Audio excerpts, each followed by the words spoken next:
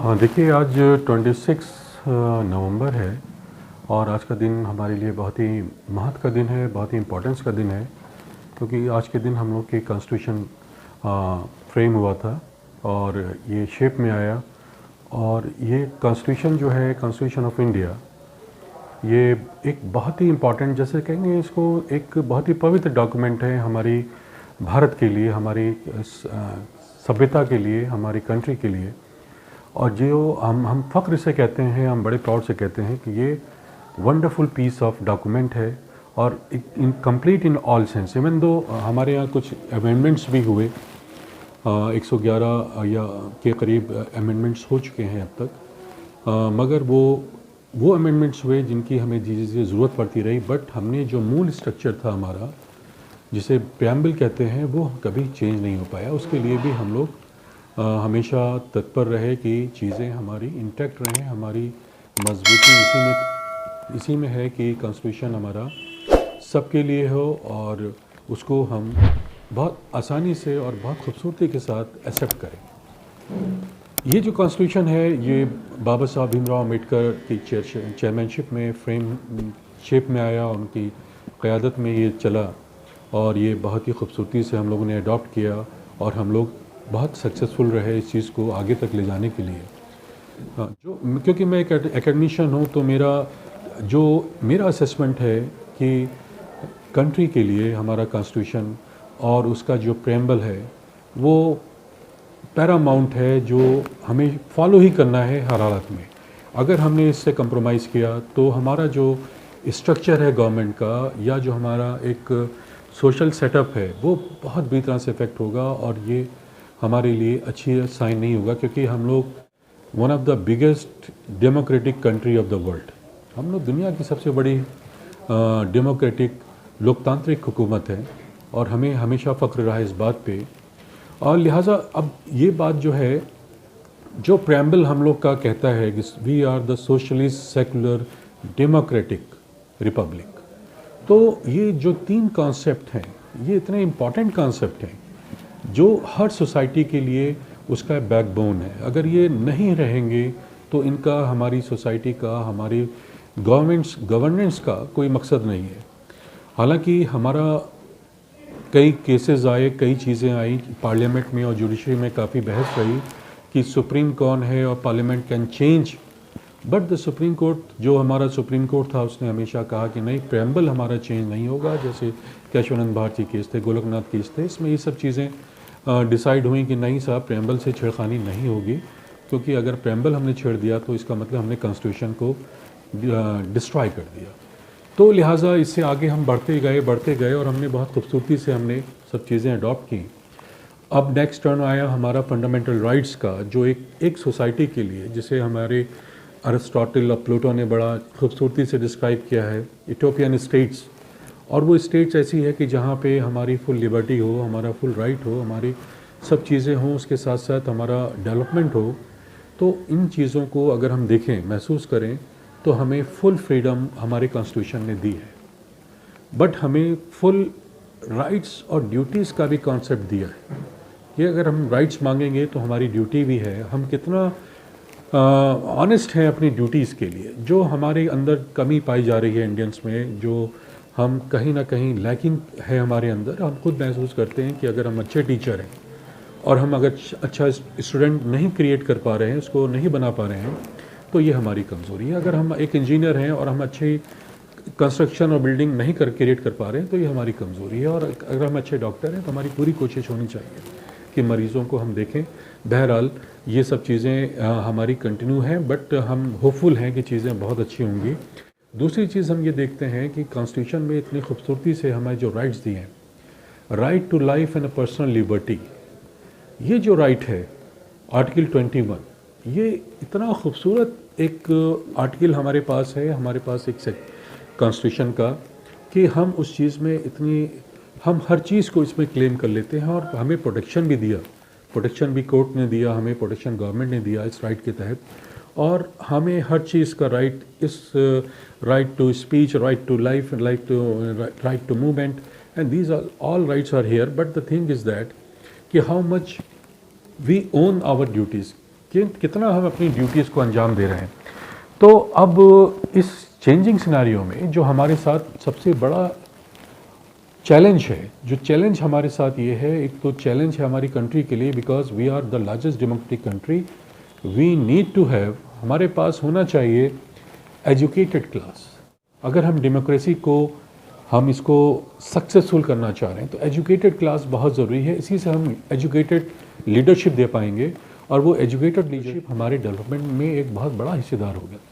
तो वो एक चीज़ है, तो ये कहीं ना कहीं हमारे साथ। और दूसरी चीज़ ये है कि जो हमारी करप्शन है, इस करप्शन के लिए हमारे पास बॉडीज़ हैं, हमारे पास कई ऑर्गेनाइजेशन हैं जो करप्शन को चेक कर रही हैं, बट हम सक्सेसफुल नहीं हो पा रहे हैं, जिसकी वजह से हमारा जो कोशिश है, सरकार कभी कभी बहुत ऑनेस्ट होती है अपनी कोशिशों में, बट ये करप्शन की वजह से वो चीज़ें मुहैया नहीं हो पाती जो उनको जानी चाहिए, जो डिज़र्विंग लोग हैं।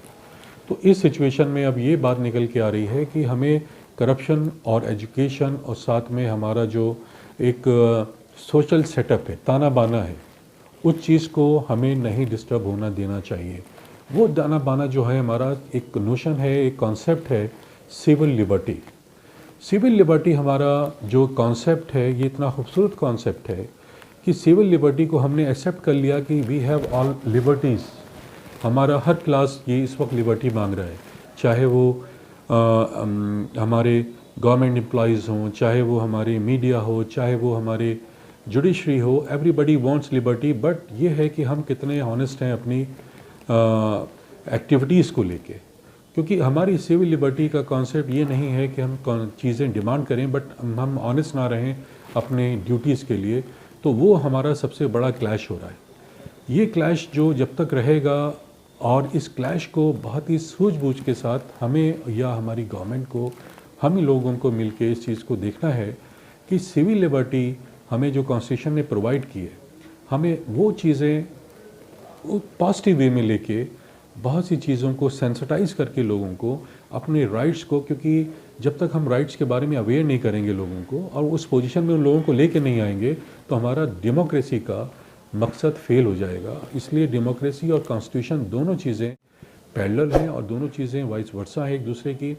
इसलिए हमें ये देखना है कि सिविल लिबर्टी बहुत कायदे से डिमांड हो उसकी, और उसका इम्प्लीमेंटेशन भी हो। उस डिमांड और इम्प्लीमेंटेशन के लिए चीज़ों का हमें एक सोशल सेटअप तैयार करना होगा। सोशल सेटअप हमारे पास बहुत वीक है। हम इस कंट्री में हर चीज़ के लिए डिमांड तो करते हैं, बट हम नहीं जानते कि हम उसको कैसे इम्प्लीमेंट करेंगे। अपनी जो ड्यूटीज़ हैं, वो सबसे बड़ा हम लोग सफ़र कर रहे हैं इस चीज़ को लेके। हम कोई भी, जैसे आजकल राइट्स हैं, राइट्स जो वुमेन के अगेंस्ट जो वायलेशन हो रहा है, जो उनके ख़िलाफ़ वायलेंस हो रहा है ना, हम हर आदमी शोर मचा रहा है कि साहब उनके ख़िलाफ़ वायलेंस हो रहा है, और ये वायलेंस हो रहा है, क्यों हो रहा है वायलेंस, और उसका रीज़न क्या है।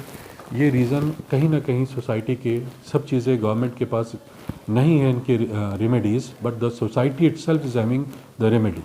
हमारे पास रेमेडी है इसकी। हमें इस चीज़ को देखना है कि जो कॉन्स्टिट्यूशनल राइट्स हैं वो कंप्लीट हैं। वुमेन को प्रोटेक्शन है, चिल्ड्रन को प्रोटेक्शन है, जितने भी वीकर सेक्शन है सबको प्रोटेक्शन दिया हुआ है, बट कहीं ना कहीं हम कहीं ना कहीं वीक हैं हमारी ड्यूटीज़ फुलफ़िल करने में। अगर हम मीडिया से कहते हैं तो मीडिया भी उस चीज़ को जिस तरह से पोर्ट्रेल कर रहा है, वायलेंस अगेंस्ट द वुमेन, उसको एक उस तरह से उसको एक किस्सा कहानी, एक जिसे कहते हैं ना कि मज़े ले रहे हैं, उससे सोसाइटी में एक रॉन्ग मैसेज जा रहा है। और जो लेडी है या जो बच्ची है जिसके साथ बदतमीज़ी हुई, उसका एक मजाक बन रहा है। तो वो एक चीज़ जो है निगेटिव जा रही है उस चीज़ के लिए। तो हमें इस चीज़ को भी देखना है। हमारा कॉन्स्टिट्यूशन सबसे बेस्ट है, बट कहीं ना कहीं हमें अपनी जागरूक होना है, कहीं ना कहीं अपने आप को हमें थोड़ा सा अवेयरनेस पैदा करनी है और दूसरों को भी अवेयर करना है, क्योंकि एजुकेशन हमारे लिए पैरामाउंट है। अगर एजुकेशन नहीं होगी तो कॉन्स्टिट्यूशन का जो मकसद है वो हमारा फुलफ़िल नहीं हो पाएगा। हिस्टोरिकल पर्सपेक्टिव की बात करें इंडियन कॉन्स्टिट्यूशन को लेके, तो हम ये देखते हैं कि बहुत काम हुआ, बड़ी मेहनत हुई इस पर। और जो कॉन्स्टिट्यूएंट असेंबली थी जो फ्रेम करने के लिए कॉन्स्टिट्यूशन, वो करीब 2 साल 11 महीने और 18 दिन तक उसने लगातार काम किया। और जो टोटल कंपोडियम ऑफ वर्ड्स थे उसके 1,17,369 ये वर्ड्स में आके ये बहुत हैवी एक बल्कि डॉक्यूमेंट तैयार हुआ काफ़ी मेहनत करने के बाद, और बहुत ही खूबसूरत ये डॉक्यूमेंट तैयार हुआ। मगर इसको अगर हम इसको और फर्दर एनालाइज करते हैं तो उसमें हम ये पाते हैं जो गवर्नमेंट ऑफ इंडिया का 1935 एक्ट था, जो हमारा बेसिक स्ट्रक्चर है पूरे कॉन्स्टिट्यूशन का, वो ड्राइव किया हम लोगों ने वहाँ से।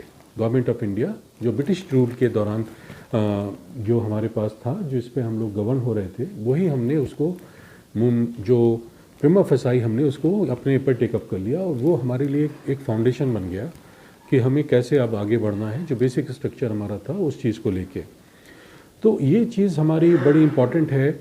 और फिर हमने इसमें सोशलिस्ट वर्ड भी इंकॉर्पोरेट किया, और वो 42nd अमेंडमेंट में सोशलिस्ट वर्ड भी इंकॉर्पोरेट किया। तो टोटल अगर हम देखते हैं तो हमारा जो हिस्ट्री है, जो हमारी लेगेसी है, हमने ब्रिटिश से ज़रूर ली, बट हमने उसको अपने हिसाब से उसको अडॉप्ट किया। ये हमारी खूबसूरती है। हमने वेलकम किया अच्छी चीज़ों का, जो अच्छी चीज़ें हमारी जहाँ जहाँ जिस कंट्री में थी, जहाँ से हमने लिया, बट हमने उस चीज़ को अपने अकॉर्डिंग अडॉप्ट किया, जिससे वो एक बहुत बेहतरीन डॉक्यूमेंट निकल के आया।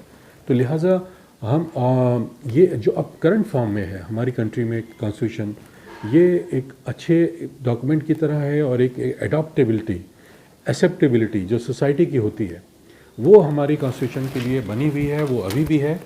बट हमें थोड़ा सा अपने आप को अवेयर करना है, और मैं इसके लिए बहुत शुक्रगुजार हूँ। बहुत खुशी की बात ये भी है कि जो मूवमेंट चलाया है हमारे hindrashtra.com न्यूज़ पोर्टल ने, ये एक तरह से अवेयरनेस का काम भी करेगा हमारे कॉन्स्टिट्यूशन के लिए, हमारी सोसाइटी और सोशल सेटअप के लिए।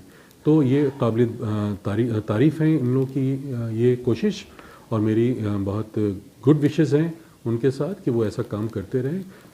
तो थैंक्स अलॉट hindrashtra.com। उम्मीद है कि दूसरे टॉपिक पे बहुत जल्दी मुलाकात होगी आप लोगों से। थैंक यू सो मच, शुक्रिया।